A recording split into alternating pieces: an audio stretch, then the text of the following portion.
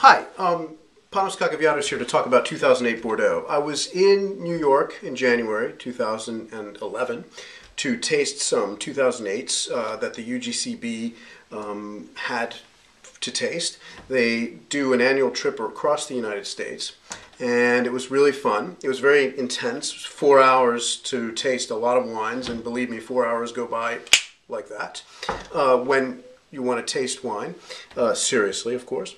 I'm drinking coffee right now because I already had some wine for lunch. So, you know, this is a very average coffee, but it'll do the trick because I'm a little tired. But I want to talk about 2008 because I think it's a vintage that deserves a lot of attention. It's caught between 2007, which was a little upsetting. It was a little overpriced, and it's not that bad. You find some nice 2007s, but unfortunately the prices were too high for the marketplace, and they were kind of forgotten, and then subsequently a lot of stores are selling them at lower prices than they were available as futures, which is not very nice. And then 2009, which is a big vintage, you know, it's a vintage of the century kind of thing. And it is, it's a great vintage. So 2008 actually came out at a lower price than 2007 in many cases. And it's one of the vintages where I actually bought first growths. I should have bought Lafite. Had I known the Chinese were going to drive up the price to $2,000 a bottle, you know, there was a point where you could have bought Lafite Rothschild for about $200 a bottle, if not less. But anyway, I got some Latour. Which was very good. I got some Ducru Beaucaillou, not a first growth, but it's a lovely wine. I bought some Mouton, which was also very nice. I wanted to buy Haut-Brion, but I didn't have enough money. But I bought some La Fleur Petrus, which is in Pomerol. And Pomerol did particularly well, as you can see in this video. Tell us then, what is 2008? Why is it so special for Pomerol? 08 is a vintage which was quite cold during the summer. So July and August were cool, a bit humid, but September was great. And as it was not that hot, we missed a little bit of maturity. Thanks to September and the Merlot grapes, which are of course ripening earlier than the Cabernet Sauvignon. We're very happy to get this September month and to be able to pick at a very, very good maturity.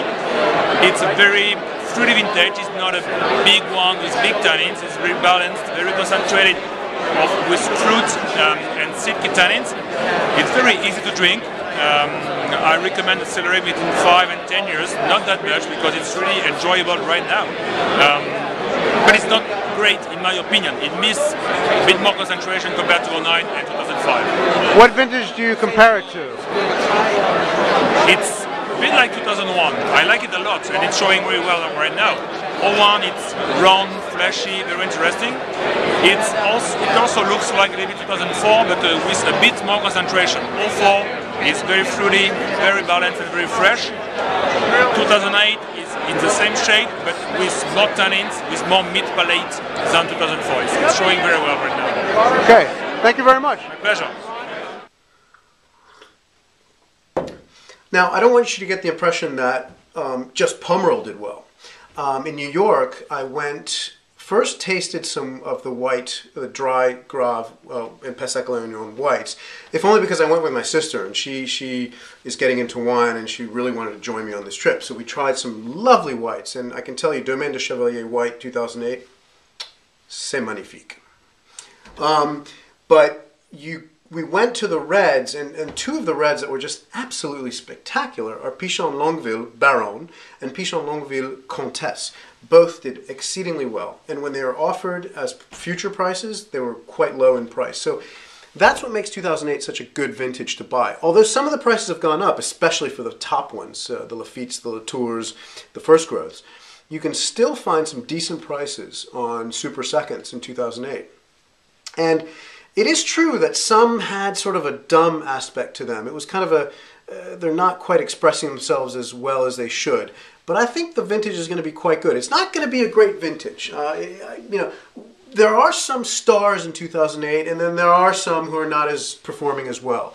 I think it was a little overrated when Robert Parker came out with his very high scores. I'm not sure I agree. I think overall it's not a great vintage, but it is a very good vintage. It's certainly superior to 2007. 2007 may have a little more finesse But the 2008 has a longer finish, and it also has a little bit more body to it.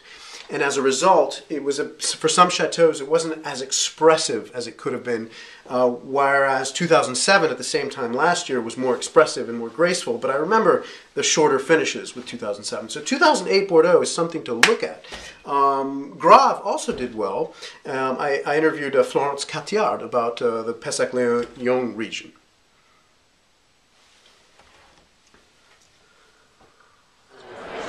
Hello, I am Florence Catillard, the owner of Chateau Smith-Lafitte with my husband Daniel, and I am very pleased to tell you a few words about our 2008 vintage. We had this big challenge, you know, of not very sunny summer, but the vintage was totally saved and became beautiful as soon as autumn came, and we had an Indian summer all through September and October, which was really a blessing. With the white, as you know, we like late exposure to sun, because we are on a precocious soil, and with our west exposure on our slope of 10 hectares, we love really when we have slow ripening. Because with our old vines, we think it's the secret of getting Sauvignon, a very unusual Sauvignon. You can tell which is the varietal, even if we are 90% Sauvignon white, plus my husband's secret weapon, 5% Sauvignon gris and 5% Semillon. So it's a very special combination with a big shoulder and a very long finish and mineral in the end. I see white flowers, my husband see peaches, and you decide. But it's excellent. And what about the reds? What was the challenge for red in 2008 in the Pessac-Léognan appellation, particularly? I mean, we're not talking about Saint-Estèphe. We're talking about Pessac-Léognan. What was it like in Pessac-Léognan? The challenge with the red, I can tell you, was the general crisis in the world, you know, because people... the monetary crisis. Well, had over 40 mine than red from Bordeaux. But, and after, it was totally overshadowed by 2009. But we managed now to have it rediscovered, because it's really a very nice vintage. It's, I should say, halfway between our 2006 and 2000, because it's dense and velvety tannins, no hollow in the middle, a great elegance, a great balance, and a great density. Finally, I also, even though in New York I didn't get a chance to taste all the 08s that I wanted to, I took part in a blind taste test at Decanter magazine. That was in 2010, in November.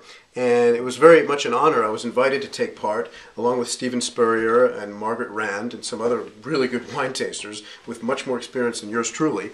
But I got to taste some exquisite Saint-Emilions, and it was thoroughly blind. We took our notes, we handed them into the clerk, and then they were published. I haven't seen the magazine, but I still have my notes, and I was waiting for the publishing of the magazine before I revealed the notes. But Beau Séjour Dufault-Lagaros did very well. It was a very much appreciated wine. I pretty much guessed Figeac, so I was kind of proud of myself that I was able to guess Figeac. But Figeac in 2008 is a very, very good wine. Across the board, you had successful wines in 2008 in Saint-Emilion. There were some that were a little bit too rich and powerful for my taste, but you know, I'm more of a classical style wine lover of Bordeaux. But really, I really liked the Right Bank in 2008. Not just Pomerol, but you had some very nice Saint-Emilions. Beau Séjour Becco was also kind of fun, and it was a good drink. And Franc Maine. Franc Maine was very nice.